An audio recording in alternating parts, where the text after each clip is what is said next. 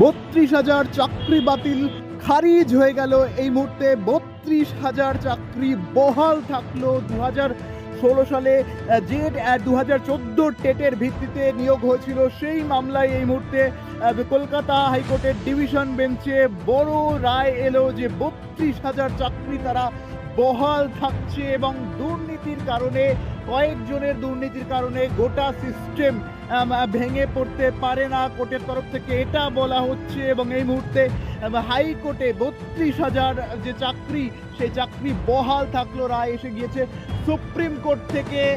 Stay এসেছিল বিচারপতি অভিজিৎ গাঙ্গুলির রায় যে 32,000 চাকরি বাতিল, এবং সেই মামলা এই মুহূর্তে সুপ্রিম কোর্ট হয়ে ঘুরে ফিরে ফের এই কলকাতা হাইকোর্টে এসেছে এবং এই মামলায় আজ রায় ছিল। সেই রায় এই মুহূর্তে বড় খবর, 32,000 চাকরি বহাল থাকছে।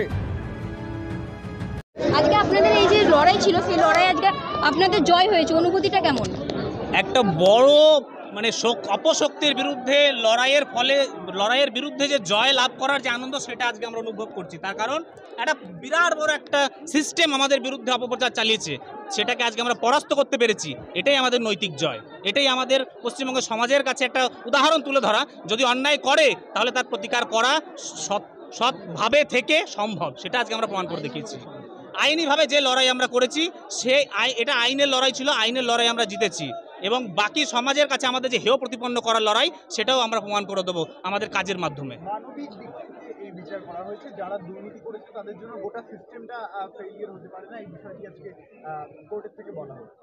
মানবিক দিক তো অবশ্যই রয়েছে, তার কারণ 9 বছর আজকে আমরা সার্ভিস করছি। আজকে হঠাৎ করে যদি বলে দেওয়া হয় যে চাকরি চলে যাবে, সেটা সম্পূর্ণ অমানবিক, এবং তাও কোন গ্রাউন্ডে, যেখানে কোনো দুর্নীতি নেই। কারণ জজ সাহেব বলেছেন এবং অর্ডারে এসছে যে যাদের দুর্নীতি ধরা পড়েছে এবং অ্যালিগেশন ধরা পড়েছে, দুর্নীতি না অ্যালিগেশন যেগুলো আছে, সেগুলো একটা অন্য প্যানেলের বিষয়, অন্য মামলা জায়গার বিষয়, সেটা ক্রিমিনাল ম্যাটার। সেটার সঙ্গে আমাদের 32,000 প্যানেলের কোনো সম্পর্ক নেই, না ছিল, না আছে, না ভবিষ্যতে থাকবে।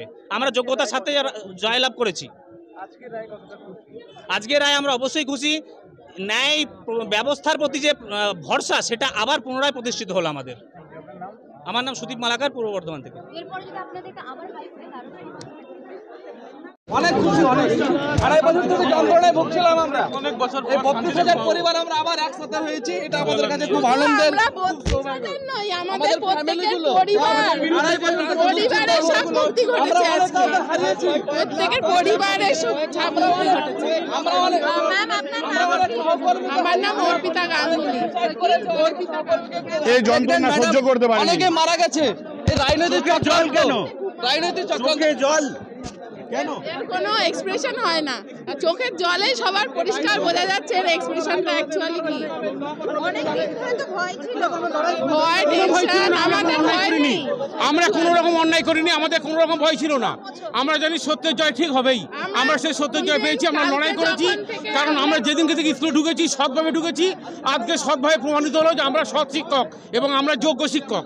এতদিন ধরে মিডিয়াতে বা বাজারে যে রটার ছিল যে আমরা যোগ্য না, সেটা আজকে মিথ্যা প্রমাণিত হলো।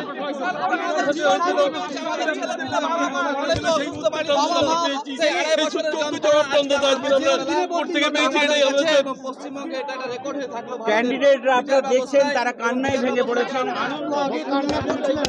হ্যাঁ, কান্না তো করছিলাম, আনন্দের অশ্রু বেরোচ্ছিল। এগুলো বাড়িতে যখন কথা বলছি তখন কান্নাই বেরোচ্ছে, বাড়িতে যখন কথা বলছি তখন বুক দিয়ে শুধু কান্নাই বেরোচ্ছে যে কি মানুষের যন্ত্রণা।